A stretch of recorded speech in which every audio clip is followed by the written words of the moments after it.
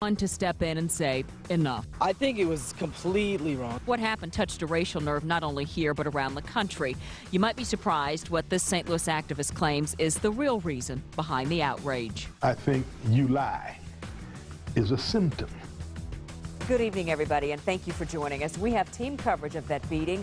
Larry Connors anchors that coverage for us live from Belleville. Larry? Thank you, Vicki. Let me begin by pointing out this was certainly a sensational story on face value. It had two African-American students videotaped repeatedly beating a Caucasian student. That video then circulating worldwide on the internet.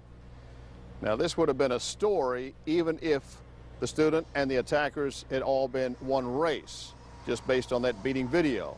But when you add the black-white issue, then it certainly creates a lot more emotion, and there are cries of hatred, racial outcries, bias, black hate, all of this. But we'll deal with that issue in just a moment. First of all, the St. Clair County State's Attorney is still deciding what charges might be filed against the 14, 15-year-old students. They have been suspended from the school. They certainly might be expelled. The 17-year-old student is doing okay. We did catch up with the superintendent of the school district today and asked for his remarks. I was just as appalled as everyone else was. I don't want any student to go through this, whether on a bus or not.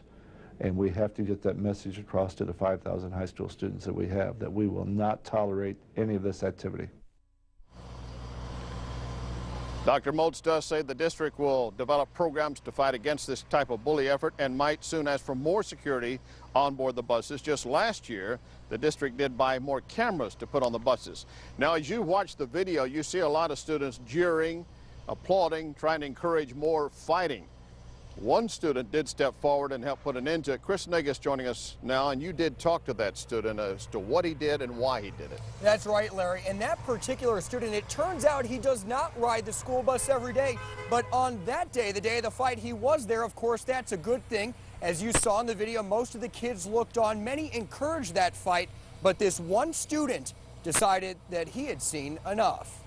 Kind of makes me feel good about myself. His name is Steve Raines. The junior does not like the spotlight and even admits he usually would not get involved, but something about this fight forced him to act. I felt bad for him because I knew he wasn't going to protect himself, because he didn't swing or do anything the first time. Raines says he was never worried about getting beat up himself. Instead, he just wanted to put an end to an out-of-control situation, and he remembers what he said to one of the young attackers. I don't know why you're messing with the dude, because you know he's not going to do anything back. I was like, quit, like, you have no reason to just keep attacking him and stuff. I was like, so you need to chill out. He says the bus driver told everyone to sit down, but not much more than that. I just didn't think he wanted to really get involved, or I don't know. The bus driver? Yeah, the bus driver. At the same time, Raines does not think the bus driver should be punished for how the kids behaved. But the high school junior says this isn't the first time the victim has been forced out of his seat. I don't know if it's an ongoing problem, but I've seen it before. In Belleville, Chris Negus, News 4. First student has told us that the bus driver did everything right, followed procedure, did nothing wrong. Still, the driver is currently suspended. Well, did he do enough? We'll look a little bit later at that incident, or rather that issue a little bit later in this newscast. Of course, when police first released the video, they told us they would investigate to see if race did play a role, if this is a hate crime. Today, they now say race was not the reason for the attack.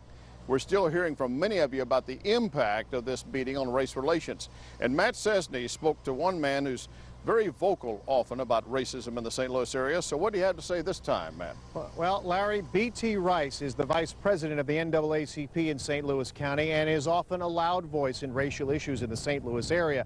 But he has taken some criticism lately for not speaking out quickly in the wake of this incident. But tonight, he did speak with us. It hurts my heart to see what happened on that bus just yesterday.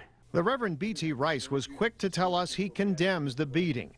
Public opinion, both locally and nationally, has sparked high emotions on the issue of race and criticism of Rice for not quickly denouncing the attack. To suggest that I would be for out demonstrating if it had been vice versa is just absolutely wrong. I think St. Louis has a problem with how they react to racial situations. I think St. Louis has a problem with how I think St. Louis has a problem with political correctness. St. Louis conservative blogger Dana Loesch sees it differently, saying public outcry would be drastically different if the roles on the bus were reversed.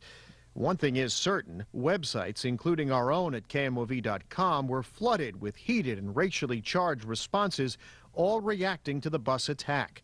Rice believes the rage is fueled by a growing national feeling of resentment against President Obama. I think you lie is a symptom. I think to say we don't want our children to hear the president speak to encourage them to do their best in school is a symptom that this community or this community at large has resisted in order to deal with that symptom, and that's that all-pervasive division in our community. Dana Loesch says conservatives are resenting the fact that they are being labeled as racist just because they oppose the president. It may seem confusing, even out of place, to try and inject presidential politics into this incident, but it is very clear that this incident has stirred up a lot of emotions in people. Live in East St. Louis, Matt Cesny, News 4. All right, thank you, Matt. Now, we'll, of course, have much more on this story right now on KMOV.com. You can get a better look at the video. We also put up the entire interview Chris did with that young man who stepped forward. And let me put this in context for you for just a moment. 2,400 students at this school, all of them doing the right thing, making themselves, their parents, their school proud. This is a singular incident involving two young attackers. I'll be writing a blog on this. Vicki, I know you already wrote a blog on that young man who did step forward. Larry, I have written one, and I hope everyone will read it and tell us what you think. We'll see you a little bit later in the newscast with more on the driver of that school bus.